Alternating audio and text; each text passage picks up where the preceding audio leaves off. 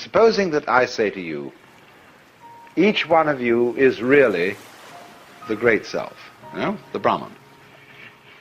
And you say, well, all you've said up till now makes me fairly sympathetic to this intellectually, but I don't really feel it. What must I do to feel it really? My answer to you is this. You ask me that question because you don't want to feel it really. You're frightened of it. And therefore what you're going to do is you're going to get a method of practice so that you can put it off. So that I can say, well, I can be a long time on the way getting this thing. And then maybe I'll be worthy of it after I have suffered enough. See, because we are brought up in a social scheme whereby we have to deserve what we get. And the price that one pays for all good things is suffering.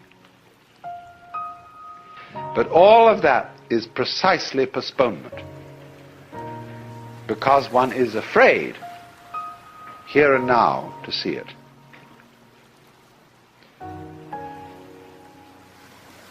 If you had the nerve, real nerve, you would see it right away.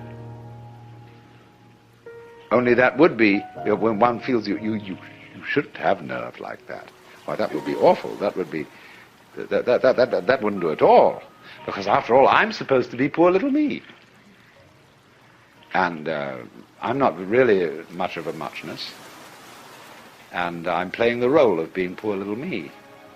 And therefore, in order to be something great, like a Buddha or a Jivan Mukta, one liberated in this life, I ought to suffer for it. So you can suffer for it. There are all kinds of ways invented for you to do this. And you can discipline yourself, and you can gain control of your mind, and you can do all sorts of extraordinary things. I mean, you can drink water in through your rectum and do the most fantastic things.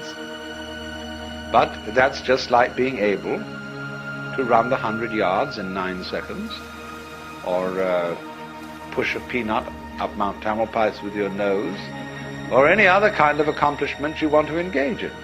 There's absolutely nothing to do with the realization of the self. The realization of the self fundamentally depends on coming off it. The sort of, when we say to people who put on some kind of an act and say, oh, come off it. And some people can come off it. They laugh and say, they suddenly realize, they were making fools of themselves, and they laugh at themselves and they come off it. So in exactly the same way, the guru, the teacher, is trying to make you come off it. Now if he finds he can't make you come off it, he's going to put you through all these exercises, so that you, at the last time, when you've got enough discipline, enough suffering, and enough frustration, you'll give it all up and realize you were there for the beginning and there was nothing to realize. But the guru is very clever. He says, all right, if this is the way you have to go, this is the way you have to go. You asked for it. You came to me, I didn't invite you, you see, the guru says. You came to me and said, I want to learn yoga. Well, he said, yoga is union. You're tattvamasi, you're that. Well, no, you say, I'm sorry, I don't understand that, because I only get it intellectually, I don't feel it. Oh, he says, you're one of those. So, see, I've got to satisfy you. The customer is always right. No? I've got to give you all this work to do, because you can't see directly that this is so. But he's looking at you in a funny way, you see. The guru is always saying to you, what are you doing? What's your game? Imagine, for example, a father confessor, and you feel terribly guilty that you've committed murders and robberies and adulteries and fornications and all kinds of arson and injury to people and financial shenanigans. And you go to this man and say, I am a terrible sinner. Oh, he says, really? He said, I have murdered somebody. He said, how many times? And you think, oh, good Lord, this man doesn't realize how awful I am. And you recite all these things, he's perfectly calm. And then you say to him, well, you don't seem to be very shocked. He said, you haven't confessed any serious sins. He said, what do you mean by a serious sin? Well, he said, what do you think? Well, I don't know, I just feel wrong.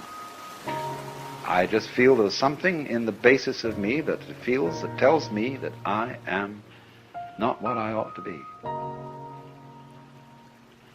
Could it be that I'm spiritually proud? That I'm egocentric? He says, no, this is not. It's very usual. This is quite ordinary sin. But he says, you are guilty of something really terrible. And what could that be? Well, I have no idea. Now he says, come on. Go deeper. What is the real sin you've committed? You think, what, me? I, little me, could do something worse than murder, worse than spiritual pride? Does little me? I mean, I'm a reasonably well-intentioned person. What could that be? And he looks at you in a funny way. He says, you know. You know, it's a kind of a Kafkaesque situation where you're accused of a crime that's not specified, and yet the accuser says, you jolly well know what you've done. Of course, we can't mention it. Because, it's like those laws that are on the books in the state of California and several other states where people are accused of the abominable crime against nature. Nobody knows what it is. I mean, it can't be mentioned. It's too dreadful to be talked about. So this guy does the same thing, but it's in a different dimension. You've done it. Now what did you do? See, the real crime is that you won't admit you're God. That's false modesty. So the Guru challenges, you see. He challenges you. If you raise the question, he doesn't go out and preach in the streets. Say, come on everybody, you ought to be converted. He sits down under a tree and waits. And people start coming around, and they offer him propositions. He answers back. And he challenges you in any way that he thinks is appropriate to your situation. Now, if you've got a thin shell and your mask is easily dispatched with, he simply uses what we might call an easy method. He says, listen, Shiva, come off it. Don't pretend you're this guy here. I know who you are.